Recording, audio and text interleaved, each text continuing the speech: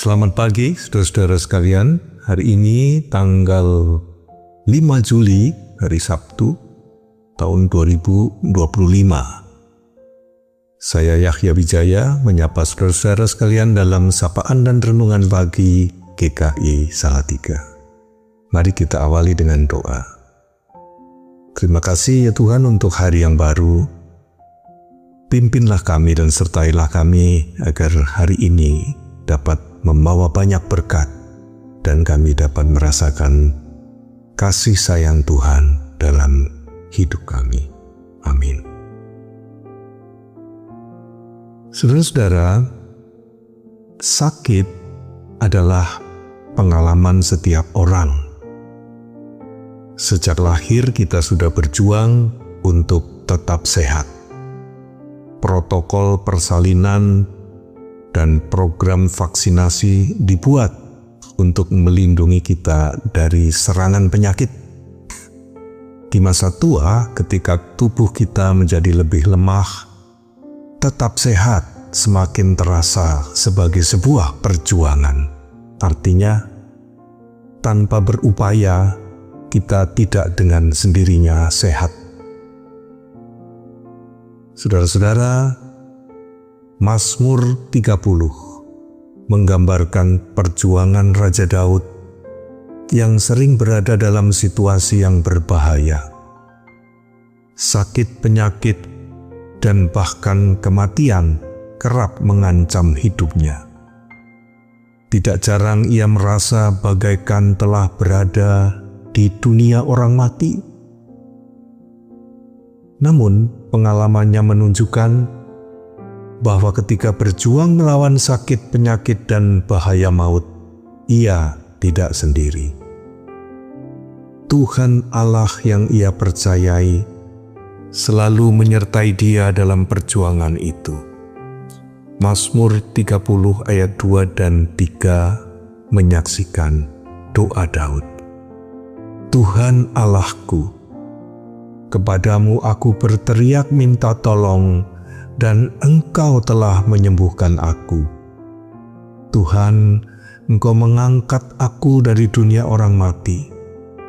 Engkau menghidupkan aku di antara mereka yang turun ke liang kubur. Mazmur ini tidak menyebutkan bagaimana persisnya penyembuhan itu terjadi. Namun ditegaskan bahwa kesembuhan yang dialami Daud adalah campur tangan Tuhan. Saudara-saudara, sesungguhnya Tuhan telah menyertai dan memperlengkapi kita dalam perjuangan kita melawan sakit penyakit sejak bayi sampai masa tua. Ia menanamkan sistem imun dalam tubuh kita sehingga kita tidak mudah diserang penyakit. Ia juga menciptakan unsur-unsur alam termasuk tumbuhan dan udara segar yang kondusif bagi kesehatan kita. Tuhan juga selalu menyertai kita dengan banyak cara lain, termasuk melalui akal manusia untuk mengembangkan ilmu kesehatan dan teknologi pengobatan. Ketika sakit dan berjuang untuk sembuh, kita tidak perlu merasa sendiri. Karena Tuhan selalu ada dan petunjuk-Nya selalu dapat ditemukan. Ingatlah saudara-saudara, Tuhan tidak menciptakan penyakit. Sebaliknya, melawan penyakit merupakan bagian dari misi Allah sendiri. Itu sebabnya ketika Tuhan Yesus mengutus murid-murid-Nya, mereka pun diberi kuasa untuk menyembuhkan orang sakit.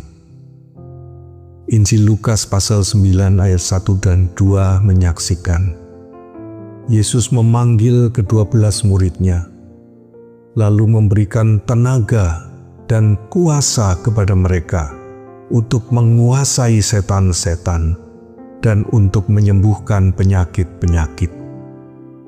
Dan ia mengutus mereka untuk memberitakan kerajaan Allah dan untuk menyembuhkan orang. Maka saudara, upaya untuk tetap sehat bukanlah sekadar kegiatan fisik, melainkan sebuah perjuangan spiritual di mana penyertaan Tuhan dapat sungguh-sungguh dirasakan. Amin. Mari kita berdoa. Ya Tuhan, sumber kesehatan, saat ini kami berdoa bagi saudara-saudara kami yang sedang sakit.